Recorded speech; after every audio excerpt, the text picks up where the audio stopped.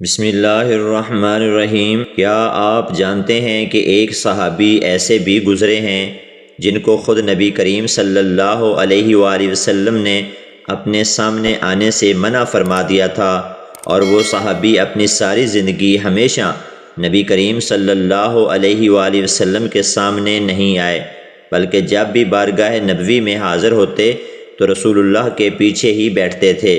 وہ صحابی کون تھے اور ان کا نام کیا تھا، اور انہیں اپنے سامنے بیٹھنے سے نبی کریم صلی اللہ علیہ وسلم نے منع کیوں فرمایا تھا، آج کی ویڈیو میں آپ کو تفصیلات کے ساتھ بتائیں گے۔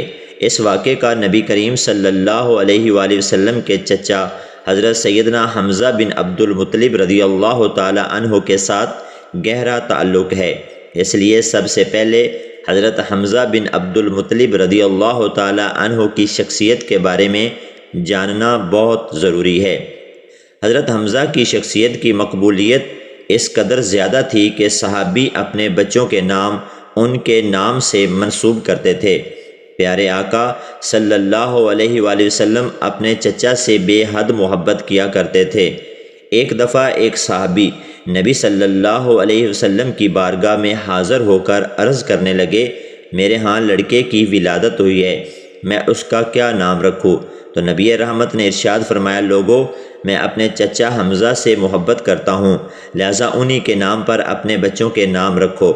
نبی آخر الزمان صلی اللہ علیہ وآلہ وسلم کی ولادت سے 2 سال پہلے آپ کے چچا اور رضائی بھائی سید الشہداء شیر خدا حضرت سیدنا حمزہ بن عبد المطلب پیدا ہوئے۔ نبی صلی اللہ علیہ وسلم کے رضائی بھائی اس طرح سے تھے کہ انہوں نے بھی حضرت ام ایمن رضی اللہ تعالی عنہا کا دودھ پیا تھا، جو کہ نبی صلی اللہ علیہ وسلم کو بھی ان کی شیر خوارگی کے وقت دودھ پلاتی رہی ہیں۔ آپ کی کنیت ابو عمارہ تھی۔ آپ نہایت حسین و جمیل، دبلے پتلے، چوڑی چھاتی اور دراز قد کے مالک تھے۔ آپ اپنے بھتیجے محمد سے بے پناہ محبت کرتے تھے اور ان کی حفاظت میں پیش پیش رہتے تھے، بلکہ اگر یہ کہا جائے کہ ان کے سامنے ہوتے ہوئے کسی کافر کی جرت نہ ہوتی کہ نبی صلی اللہ علیہ وسلم کے خلاف کوئی نازیبا بات بھی بول سکتا۔ ایک دن کوہ صفا کے قریب ایک باندی نے حضرت حمزہ کو شکار سے واپسی پر روکا اور کہنے لگی، اے ابو عمارہ، اے حمزہ، کاش آپ پہلے آ جاتے۔ تھوڑی دیر پہلے ابو جہل نے آپ کے بھتیجے محمد کو گالیاں دی ہیں اور ہاتھا پائی بھی کی ہے، لیکن محمد صلی اللہ علیہ وسلم نے کوئی جواب نہیں دیا اور چلے گئے۔ یہ سنتے ہی آپ جوش میں آ گئے اور تیزی کے ساتھ خانہ کعبہ کی طرف بڑھے اور سیدھے ابو جہل کے پاس گئے اور جاتے ہی اس کے سر پر زور سے اپنی کمان دے ماری۔ ابو جہل کے سر سے خون کا فوارہ نکل پڑا اور ساتھ ہی فرمانے لگے، آج سے میرا دین وہی ہے جو میرے بھتیجے محمد کا دین ہے، کسی میں طاقت ہے تو مجھے روک کے دکھائے۔ بعض روایات میں آتا ہے کہ آپ یہ کام کرنے کے بعد نبی صلی اللہ علیہ وسلم کی بارگاہ میں گئے اور جا کے عرض کیا کہ اے بھتیجے محمد، میں نے ابو جہل سے تیرا بدلہ لے لیا ہے۔ تو نبی صلی اللہ علیہ وآلہ وسلم نے ارشاد فرمایا کہ چچا، میں تو تب خوش ہوں گا جب آپ کلمہ پڑھ لیں گے۔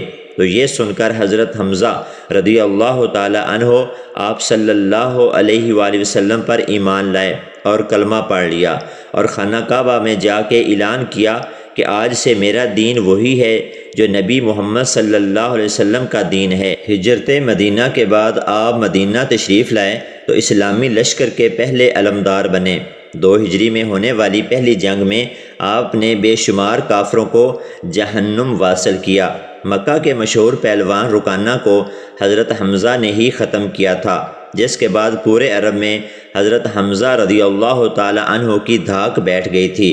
رکانہ ایک نہایت طاقتور پہلوان صفت انسان تھا، جس کے بارے میں مشہور تھا کہ وہ ایک چمڑے کے اوپر بیٹھ جاتا اور شرط لگا کر کہتا کہ میرے نیچے سے چمڑا کھینچنے والے کو میں اتنے 1000 درہم انعام دوں گا۔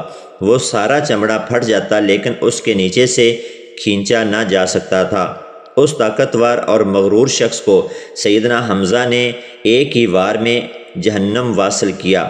15 شوال المکرم 3 ہجری غزوہ احد شروع ہوا، جس میں کفار غزوہ بدر کا بدلہ لینے کے لیے مسلمانوں پر حملہ کرتے، اور ان کا سب سے بڑا مقصد حضرت حمزہ رضی اللہ تعالی عنہ کو شہید کرنا ہوتا، کیونکہ جتنا نقصان غزوہ بدر میں کفار مکہ کو انہوں نے پہنچایا تھا کوئی اور نہیں پہنچا سکتا تھا۔ جبیر بن مطعم نے اپنے غلام واشی کو، جو کہ نیزہ چلانے کا ماہر تھا، اس سے کہا کہ اگر وہ حضرت حمزہ کو شہید کر دے گا تو اسے آزاد کر دیا جائے گا اور انعام و اکرام سے بھی نواز دیا جائے گا۔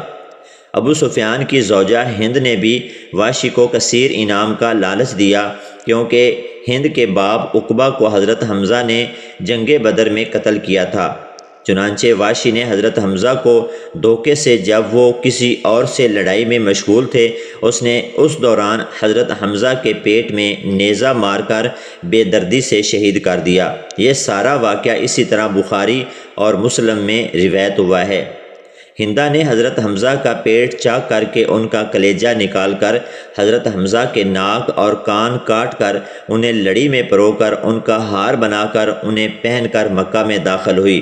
جب نبی کریم صلی اللہ علیہ وسلم نے اپنے چچا حضرت حمزہ کے جسم کو دیکھا تو آپ رونے لگے، اور آپ ان کے جسم کو دیکھ کر شدت غم سے آپ صلی اللہ علیہ وسلم کی آواز بلند ہوئی اور فرمایا، حمزہ سید الشہداء ہے۔ مسلمانوں ذرا ایک دفعہ اس منظر کو سامنے لائیں کہ جب سیدنا حمزہ کی بہن صفیہ کو پتہ چلا کہ ان کے بھائی حمزہ کو شہید کر دیا گیا ہے اور اپنے بھائی کا لاشا دیکھنے کے لیے آئیں، تو نبی صلی اللہ علیہ وسلم نے ان کو اپنے بھائی کا لاشا نہ دیکھنے دیا، کیونکہ آپ کی لاش مبارکہ کو مسلا گیا تھا اور پیٹ بھی چاک کر دیا گیا تھا۔ ایک چادر میں حضرت حمزہ کو کفن دیا گیا۔ چادر چھوٹی تھی کہ سر ڈھانپتے تو پاؤں ننگے ہو جاتے، اگر پاؤں ڈھانپتے تو سر ننگا ہو جاتا۔ اللہ اکبر۔ حضور صلی اللہ علیہ وآلہ وسلم فرمانے لگے، سر کو ڈھانپ دیا جائے اور پاؤں پر گھاس ڈال دی جائے۔ تاریخ ابن جوزی کے مطابق یہ واقعہ یوں ہے، جسے ابن ماجہ اور مستدرک الحسن نے بھی ایسے ہی رقم کیا ہے کہ جنگ بدر میں حمزہ نے جبیر بن مطعم کے چچا تائمہ بن عدی کو قتل کیا تھا، اس لیے جبیر کو اس کے انتقام کی بڑی فکر تھی۔ جب احد کی تیاریاں شروع ہوئی تو جبیر نے واشی سے کہا کہ اگر تم میرے چچا کے انتقام میں حمزہ کو قتل کر دو تو تم آزاد ہو۔ آزادی کا نام سن کر واشی فوراً تیار ہو گیا۔ واشی نیزہ بازی میں نشانہ لگانے میں ماہر تھا۔ اس کے بارے میں مشہور تھا کہ 25 کوس دور سے بھی وہ نیزے سے وار کر کے اپنے نشانے کو ہدف بنانے میں کامیاب ہو جاتا تھا۔ میدان جنگ میں جب صف آرائی ہوئی اور مشرکین کی طرف سے سبا نے مبارز طلبی کی تو حمزہ اس کے مقابلے کو نکلے اور ایک ہی وار میں اس کا کام تمام کر دیا۔ واشی ایک چٹان کی آڑ میں گھات میں بیٹھا ہوا تھا۔ جیسے ہی حمزہ سبا کو قتل کر کے ادھر سے گزرے، اس نے نیزے سے ایسا وار کیا کہ نیزہ ناف کے پار اتر گیا اور حمزہ اسی جگہ شہید ہو گئے۔ حضرت صلی اللہ علیہ وسلم کو چچا کی شہادت کا بڑا دکھ تھا، اس لیے واشی اشتہاری مجرم ہو گیا اور اپنی جان بچانے کے لیے جگہ جگہ چھپتا پھرتا تھا۔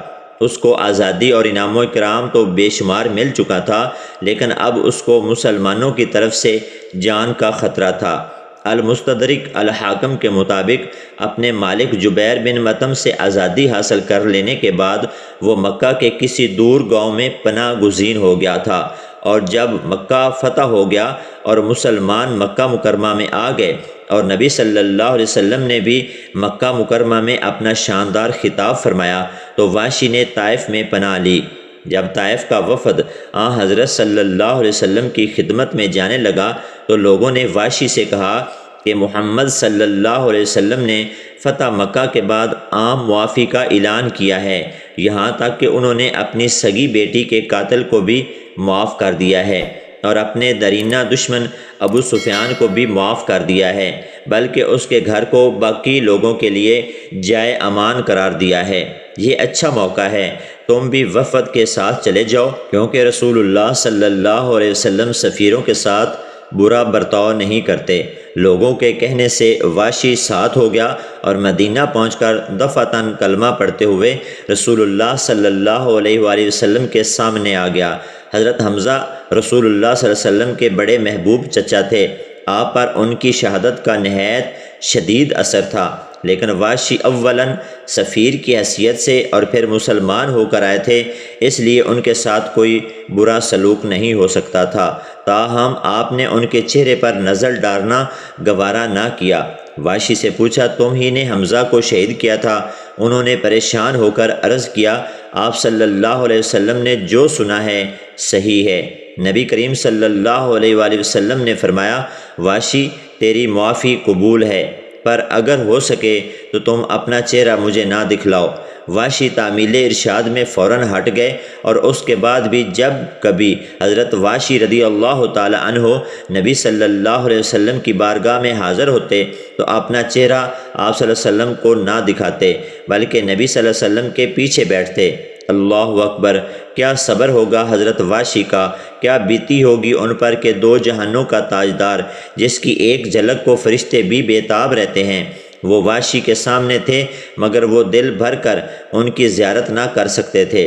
دوستو، حضرت واشی کی کہانی یہاں پر ہی ختم نہیں ہوتی، بلکہ اب ان کی زندگی کا ایک مقصد تھا جس کے لیے وہ ہمیشہ طاق میں رہتے تھے کہ مجھے کوئی ایسا موقع ملے جس سے میں اسلام کے لیے کوئی ایسا کارنامہ کر سکوں کہ میری روح مطمئن ہو جائے۔ حمزہ کی شہادت کا جرم واشی کے دل پر ایسا زخم تھا جو انہیں چین لینے نہیں دیتا تھا، اور وہ قبول اسلام کے بعد سے برابر اس کی تلافی کی کوشش میں لگے ہوئے تھے۔ خوش قسمتی سے بہت جلد ان کو اس کا موقع مل گیا۔ حضرت صلی اللہ علیہ وسلم کی وفات کے بعد جب مسیلمہ کذاب کا فتنہ اٹھا تو واشی نے کہا، اب وقت ہے کہ میں مسیلمہ کو قتل کر کے حمزہ کے خون کا کفارہ ادا کر دوں۔ چنانچہ وہی نیزہ جس سے حمزہ کو شہید کیا گیا تھا لے کر مسیلمہ کے مقابلہ میں جانے والی مہم کے ساتھ ہو گئے، اور میدان جنگ میں پہنچ کر مسیلمہ کی طاق میں لگے رہے۔ وہ ایک دیوار کے سوراخ کے پار نظر آیا، انہوں نے نیزہ تان کر اس کے سینے پر ایسا وار کیا کہ نیزہ سینے کے پار ہو گیا۔ جو کچھ کمی رہ گئی اس کو ایک انصاری نے بڑھ کر پورا کر دیا۔ اس طرح واشی نے اسلام کے بہت بڑے دشمن کا خاتمہ کر کے حمزہ کا خون بہا ادا کر دیا۔ ناظرین، اگر ویڈیو اچھی لگے تو کومنٹ سیکشن میں اللہ تعالیٰ کے 99 ناموں میں سے ایک نام ضرور ٹائپ کریں۔